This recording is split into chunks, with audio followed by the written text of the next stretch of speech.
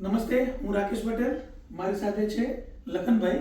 લખનભાઈ આજે ઓફિસમાં લાવ્યા છે આપણા ઘાસચારાની એક નવી વેરાયટી જે આ વર્ષે આપણે ટ્રાયલમાં આપેલી હતી અને આ એનું પેકેટ છે. બરાબર, આપણે બે વેરાયટી ટ્રાયલમાં આપેલી હતી, એમાંની એક આ છે બ્રોડ લીવ્સ. હવે આપણે એની ડિટેલ હું તમને શેર કરું. ચિલોડાની નજીક આનું વાવેતર થયેલું છે. ખેડૂતનું નામ સિહોલી રસિકભાઈ સિહોલી ગામ. એમનું વાવેતર થયેલું છે અંદાજિત 8 જૂનની આજુબાજુ, કારણ કે આપણે 4 જૂન એમને બીજ આપેલું છે, તો અમે એક અંદાજો લગાવીએ છીએ કે 6 થી 8 જૂન એનું વાવેતર થયું હશે. અને આજની તારીખ છે 12 ઓગસ્ટ. ઓકે, અને આજે ત્રીજો વાટ ચાલી રહ્યો હતો અને લખનભાઈ આ છોડ લઈને આવ્યા છે.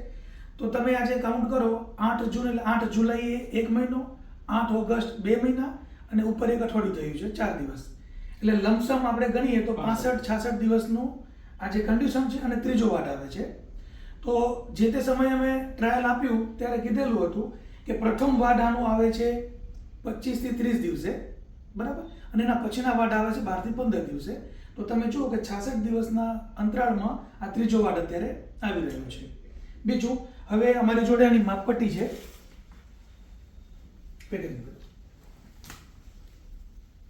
આ 1.5 ફૂટની પટ્ટી છે, બરાબર છે. આપણે અહીંથી કાઉન્ટ કરીએ છીએ 1.5 ફૂટ અને 1.5 ફૂટ પછી આજે લગભગ આ બીજું 1.25 ફૂટ, એટલે 2.5 થી 3.25 ફૂટનું છે. આપણે 2.5 ફૂટ કાઉન્ટ કરીશું, કેમ કે આ ભાગ આપણે કટિંગમાં લઈ લઈશું. અહીંથી આપણે કટિંગ કરીશું, બરાબર છે. ઇન શોર્ટ, ખેડૂતને 2.5 થી 2.5 ફૂટની હાઇટનો પશુને ખવડાવવા માટેની હાઇટ અને મળશે.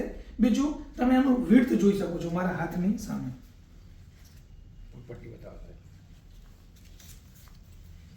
આપણે આની આ લંબાઈ છે,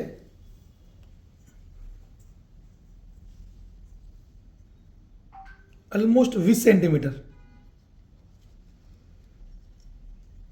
બરાબર છે. અને પહોળાઈ 12 થી 13 સેન્ટીમીટર. આનું થડ એકદમ પોચું આવે છે, એટલે બગાડ કરશે નહીં પશુ. તમે જુઓ, આ એકદમ દબાઈ જાય છે, બરાબર છે. બીજું, આની અંદર તમે જુઓ કેટલી ફૂટ થઈ છે, વિડીયો નજીક લાવો. આ 1, આ અંદર 2, 3, 4, 5, 6, 7 અને 8, ટોટલ 8 ફૂટ થઈ છે.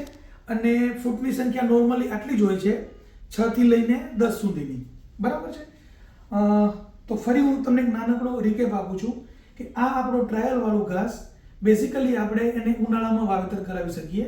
અને વાવેતર સમય શરૂ થાય છે ફેબ્રુઆરી મહિનાથી. જ્યારે રાત્રિનું ટેમ્પરેચર 20 ડિગ્રી અથવા એનાથી ઉપરનું જાય ત્યારે આપણે એને વાવેતરમાં લઈ શકીએ.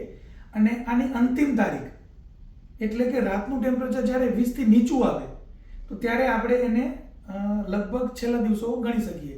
એટલે કે આપણે એવું માનીએ કે નવેમ્બર મહિનામાં 20 ડિગ્રીથી નીચું ટેમ્પરેચર આવી જાય છે, તો ઓક્ટોબર એન્ડ અથવા તો નવેમ્બરમાં આનો એન્ડ થઈ જાય છે. તો ફેબ્રુઆરી મહિનાનું વાવેતર ઓક્ટોબર મહિના સુધી ચાલે છે અને અંદાજિત 20 થી 25 વાટ આપશે.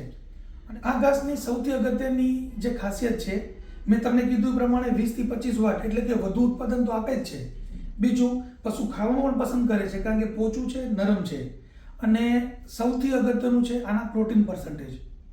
સામાન્ય રીતે જે શિયાળા આપણે ઘાસ વાવીએ છીએ, જેમ કે આપણું ઠંડા પાન છે અથવા તો રજકો છે, બરસીમ છે, તો આ બધા ઘાસમાં સૌથી વધુ પ્રોટીન આવે છે, જે અંદાજિત 22 થી 25% રેન્જમાં ડ્રાય પ્રોટીન બેઝ હોય છે. ઉનાળાની અંદર આપણે જે ઘાસચારા આપીએ છીએ, જેમ કે બાજરી છે, જુવાર છે, બરાબર, તો એની અંદર પ્રોટીનના પર્સન્ટેજ એવરેજ 8 થી 11% હોય છે, બરાબર ને. તો આવા સંજોગોમાં ઉનાળાની ઘાસની અંદર આપણને 22 થી 24% પ્રોટીન આપનારું આ પહેલું ઉનાળુ ઘાસ છે. અને ગુજરાતની ભૂમિમાં લાવનાર પ્રથમ કંપની રેટ્રો સીડ્સ છે, જે અમને પણ ગર્વ છે અને તમને પણ ગર્વ થશે. તો આ સિહોલીની અંદર આપણે રસિકભાઈએ વાવેલું છે. અને આવા ગુજરાતમાં અલગ અલગ ગામમાં ટ્રાયલ લાગેલા છે, જે સમયાંતરે હું તમને અપડેટ અથવા તો અમારી ટીમ તમને અપડેટ આપતી રહેશે. અત્યારે આપણે આ બ્રોડ લીવ્સની વાત કરી છે, નેરો લીવ્સના પણ અમે તમને આના ફીડબેક આપીશું. તો રેટ્રો હંમેશા નવું લાવવા માટે અગ્રેસર રહે છે અને અગ્રેસર રહેવાની જ છે. તો મિત્રો, આવતા વર્ષે આ બ્રોડ લીવ્સ અને નેરો લીવ્સ આ બંને આપણે લોન્ચ કરીશું અથવા તો બંનેમાંથી જે સુપિરિયર હશે તે લોન્ચ કરીશું. તો તમારા ખેડૂતોને આપવા માટે તૈયાર રહેજો. હવે જે ડેમો આપણે આપણા ટીમ મેમ્બર લખનભાઈ આપેલો છે, તો આપણે એમનો પણ એક અભિપ્રાય લઈ લઈએ. નમસ્કાર. મેં આ પેકેટ જ્યારે સાહેબે મોકલે અમારે ત્યાં, ત્યારે મને ખૂબ ઉત્સાહ હતો કે આને જોઈશું તો કેવું રહેશે. પણ ખરેખર પછી મેં આના વાવેતર કર્યા પછી 5 ફોલોઅપ લીધા આના, અને પછી જ્યારે ખેડૂતે વાવેતરનું ઘાસ કટિંગ ચાલુ કર્યું અને પછી પશુને ખવડાવ્યું, તો ખરેખર મને આનંદ થયો કે એક તો બગાડ કરતું નથી પશુ, બીજું કે આના ખવડાવવાથી ખેડૂત પણ ખુશ છે, અને ખેડૂત કરતાં તો એના ઘરવાળા વધારે ખુશ છે કે દૂધમાં અને ફેટમાં ખરેખર એમને ફાયદો થયો છે. બરાબર છે. અને આનું વાવેતર કર્યા પછી એને 2 વાટ લીધા છે અને ત્રીજું કટિંગ ચાલુ કરી દીધું છે.